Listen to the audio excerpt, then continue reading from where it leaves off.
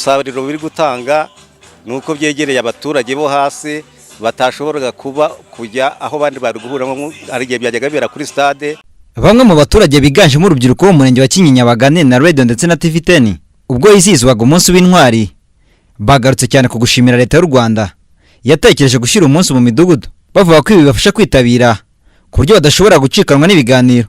Urubyiruko rwinshi narwo ruvuga ko barufashe gutinyuka kubaza byinshi ku mateka y'igihugu cyacu ndetse rushishikariza na bagenzi babo kwitabira gahunda za leta. Uyu munsi ubutumwa naho urubyiruko nuko badakwiye kumva ko abitabira ibi bikorwa ari ababyeyi bacu, nk'urubyiruko bakwiye kuza twese tugahuriza hamwe amaboko kuko ni twebwe ejo hazaza. Ubutumwa naho urubyiruko bagenzi banjye kuri uyu munsi ni ukubabwira ko imihigo irakomeye kandi irashoboka, ni ukuvuga ngo turacyakomeje gukora. Hari bagenzi bacu bitanze ku buryo bumwe begura imbunda bararwana.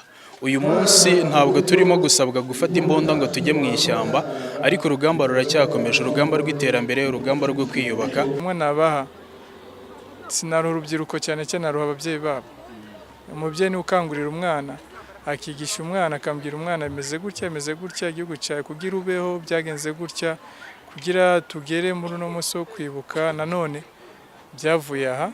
Mu butumwa butandukanye bwatanzwe n'abayobozi basabye abaturage gukomeza kwishakamo ibisubizo cyane cyane bashingiye ku mahirwe ari mu gihugu, banabashishikariza kugira umuco wo gukunda igihugu no kukitangira bakorana umurava muri byose bigamije iterambere ry'igihugu. Uyu ni Umuhoza Rwabukumba, umunyamabanga nshingwabikorwa w'umurenge wa Kinyinya. Ibintu ni cyiza nkuko nanabivuze kare, nashimiye cyane rwose igihugu cyacu kireba kure kuko ibikorwa bikorerwa ku rwego rw'umudugudu bikorwa n'abaturage muri rusange kandi ku giti cyabo.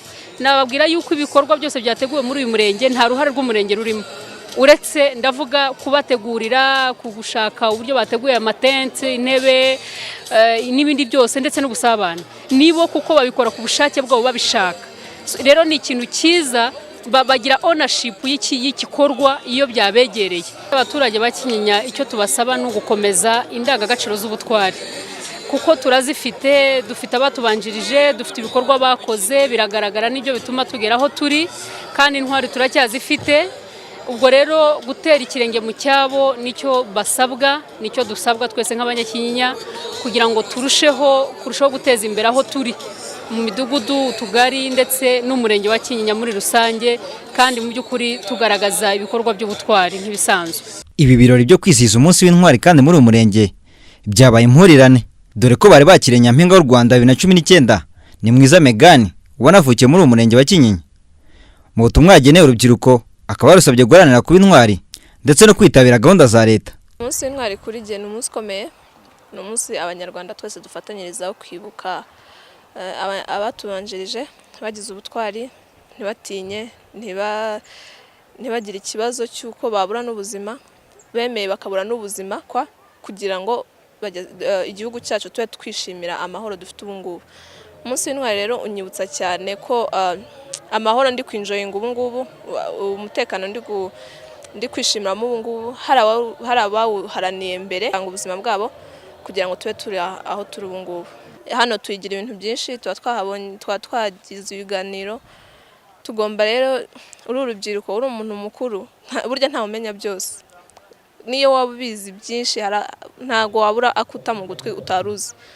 Rero nabashishikariza yuko igihe cyose bazajya bumva hari igikorwa nk'iki bazajya bashishikarira kukitabira.